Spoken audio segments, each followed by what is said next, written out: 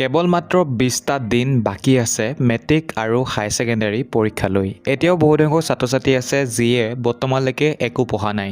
গতিকে তোমালোকো যদি তাতে আছা তেনেহ'লে এই ভিডিঅ'টো তোমালোকৰ কাৰণে নিশ্চয় সম্পূৰ্ণৰূপে চাবা আৰু মনত ৰাখিবা এটা ভিডিঅ' চালেই কেৱল নহয়, তাত কোৱা কথাকেইটা এপ্লাই কৰিব লাগিব নিজৰ জীৱনত। ইতিমধ্যে মই বহুতকেইটা ভিডিঅ'ত মই কৈ আহিছোঁ নিজৰ জীৱনত এপ্লাই কৰিব লাগিব কোৱা কথাবোৰ। গতিকে বহুতে এপ্লাই কৰিছা, বহুতে এপ্লাই কৰা নাই, কিন্তু পুনৰ আজি মই কৈছোঁ যদিহে তোমালোকে এপ্লাই নাই কৰা আজিলৈকে তেনেহ'লে আজিৰ এই ভিডিঅ'টো চোৱাৰ পাছৰে পৰা নিশ্চয় নিজৰ জীৱনত এপ্লাই কৰিবা মই কোৱা কথাকেইটা। কাৰণ কেৱল মাত্ৰ 20টা দিনহে আছে। এই 20টা দিন যদি তোমালোকে নষ্ট কৰি পেলোৱা তেনেহ'লে এটা বছৰ তোমালোকে নষ্ট কৰা হ'ব।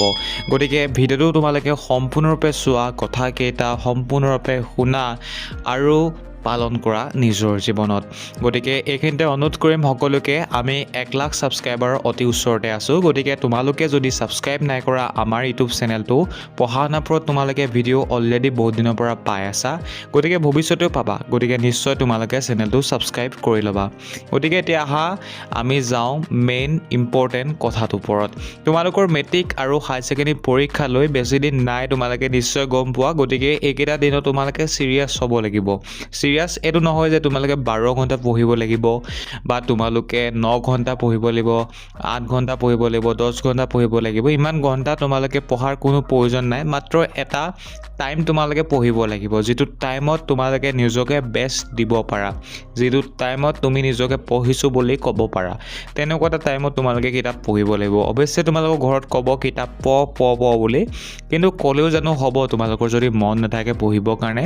গতিকে যিকোনো এটা টাইম চোৱা যিটো টাইমত তুমি নিজকে পঢ়িছোঁ বুলি ক'ব পাৰা, সেই টাইমটো চোৱা। মনত ৰাখিবা এতিয়াও টাইম আছে, এই টাইমখন পঢ়িও তোমালোকে এটা ভাল নম্বৰ আনিব পাৰিবা। মেক্সিমাম 60 to 70% তোমালোকে স্ক'ৰ কৰিব পাৰিবা। গতিকে এতিয়া কি কৰিবা, তোমালোকে নিজৰ জিলাখনৰ যি pre final, pre test, revisionary test, unit test বা হাফ ইয়াৰলি এক্সামৰ যি কুৱেশ্যন পেপাৰ তোমালোকৰ ওচৰত আছে, সেইখিনি পোনপ্ৰথমতে অনুশীলন ভালদৰে কৰা। তাত যিখিনি প্ৰশ্ন আছে সম্পূৰ্ণ ভালদৰে তোমালোকে প্ৰস্তুতি চলোৱা। আৰু মনত ৰাখিবা যিখিনি মই চাবৰ কাৰণে কৈছোঁ তাৰ পৰাই তোমালোকৰ 20 to 30% কুৱেশ্যন ৰিপিট আহিব বা তোমালোকৰ ফাইনেল এক্সামত তোমালোকে দেখিবৰ কাৰণে পাবা। কাৰণ unit test, half yearly exam আৰু প্ৰি টেষ্ট, ৰিভিজনেৰী টেষ্ট আৰু প্ৰি ফাইনেলত আচলতে ইম্পৰ্টেণ্ট যিখিনি প্ৰশ্ন থাকে সেইখিনিয়ে আহে। গতিকে যদি তোমালোকে সেই প্ৰশ্ন কাকত কেইখন যদি ভালদৰে চোৱা তেনেহ'লে ইজিলি তোমালোকে 20 to 30% ইজি স্ক'ৰ কৰিব পাৰিবা।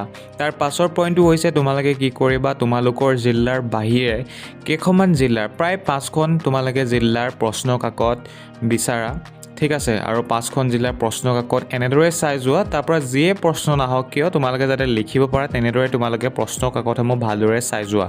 যিহেতু বেছি টাইম নাই, গতিকে তোমালোকে সম্পূৰ্ণ চিলেবাছ কমপ্লিট কৰিব নোৱাৰা, আৰু কমপ্লিট কৰিব ট্ৰাই কৰিলে তোমালোকে বিফল হ'বা।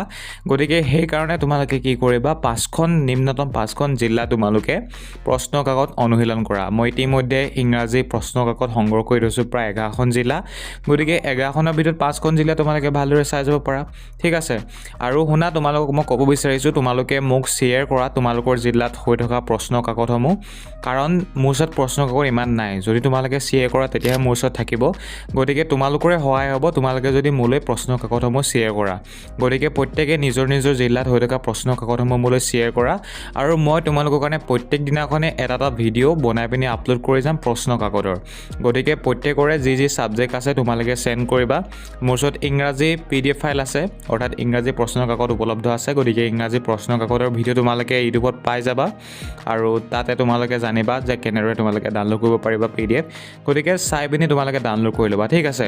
এতিয়া বেছি সময় যিহেতু নাই, তোমালোকে বেছি টেনশ্যন লৈ নাথাকিবা। এই সময়খিনিত মাত্ৰ প্ৰশ্ন কাকত তোমালোকে অনুশীলন কৰা, প্ৰি ফাইনেল, ৰিভিজনেৰী টেষ্ট আৰু ইউনিট টেষ্ট, হাফ ইয়াৰলি তোমালোকৰ জিলাত যি হৈছে, আৰু 5খনমান অন্যান্য জিলাৰ প্ৰশ্ন কাকত তোমালোকে ছল্ভ কৰা। এইখিনি যদি তোমালোকে কৰা তেনেহ'লে ইজিলি তোমালোকৰ 60 to 70% আহি যাব। মনত ৰাখিবা তোমালোকে প্ৰশ্ন উত্তৰখিনি নিজে বাচিব লাগিব, আৰু নিজে বাচি পিনি তোমালোকে কৰিব লাগিব মুখস্থ। কাৰণ যদি বাচা তোমালোকৰ কি হ'ব, তাৰ ওচৰে পাজৰে যদি কিবা কুৱেশ্যন আনচাৰ থাকে তেনেহ'লে আমাৰ চকুৱে দেখে আমাৰ মগজেও দেখি যায়, গতিকে অলপমান আমাৰ কি হয় মনত থাকি যায় অলপ হ'লেও। গতিকে পৰীক্ষাত যদি তাৰ ওচৰে পাজৰে কিবা প্ৰশ্ন আহিছে সেইকেইটা তোমালোকে লিখিব পাৰিবা। সেয়েহে নিজে প্ৰশ্নটোৰ উত্তৰটো বিচৰাৰ পাছত মুখস্থ কৰা। আৰু এটা গুৰুত্বপূৰ্ণ কথা তোমালোকে মনত ৰাখিবা, এতিয়াও বহুত সংখ্যক ছাত্ৰ ছাত্ৰী আছে যিয়ে ভাবি আছে যে বহুত টাইম আছে, কিন্তু ক'ব গ'লে লাষ্ট চান্স আছে তোমালোকৰ ওচৰত। এই লাষ্ট চান্সটো তোমালোকে যদি হেৰাই দিয়া তেনেহ'লে তোমালোকৰ ওচৰত আৰু কোনো ধৰণৰ অপশ্যন নাথাকিবগৈ। পৰীক্ষাৰ দিনাখন পঢ়ি পিনি তোমালোকে পাছ কৰিবও নোৱাৰিবা। গতিকে এইকেইটা দিন তোমালোকে ভালদৰে চাই যোৱা, টেনশ্যন ফ্ৰী থাকিব পাৰিবা তোমালোকে পৰীক্ষা দিনাখন, বা পৰীক্ষাত তোমালোকে চব লিখিব পাৰিবা আনচাৰ।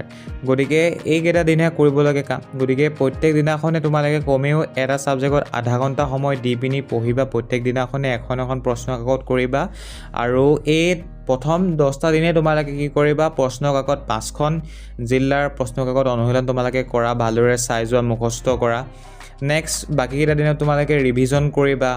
তাৰপাছত কিবা যদি প্ৰশ্ন উত্তৰ তোমালোকৰ বুজিবৰ কাৰণে থাকিলে, বা যদি মুখস্থ আধাহে হ'ল, বা তোমালোকে অলপহে বুজি পাইছিলা, তো সেইখিনি তোমালোকে কমপ্লিট কৰা। মুঠতে তেনেদৰে তোমালোকে এইকেইটা দিন কৰা, ইজিলি তোমালোকৰ এটা ভাল নম্বৰ নিশ্চয় উঠিব।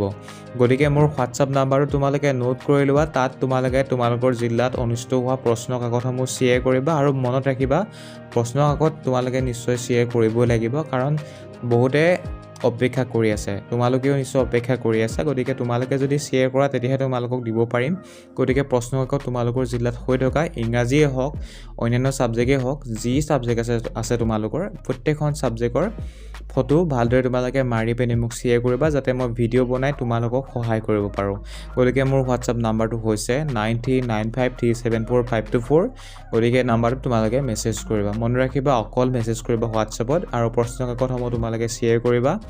আৰু যিসকলে এই পৰ্যন্ত আমাৰ এই ভিডিঅ'টো চাই আছা, নিশ্চয় লাইক কৰিবলৈ নাপাহৰিবা, আৰু চেনেলটো নিশ্চয় ছাবস্ক্ৰাইব কৰি ল'বা, কাৰণ আমি 1 লাখ ছাবস্ক্ৰাইবাৰ অতি ওচৰতে আছোঁ।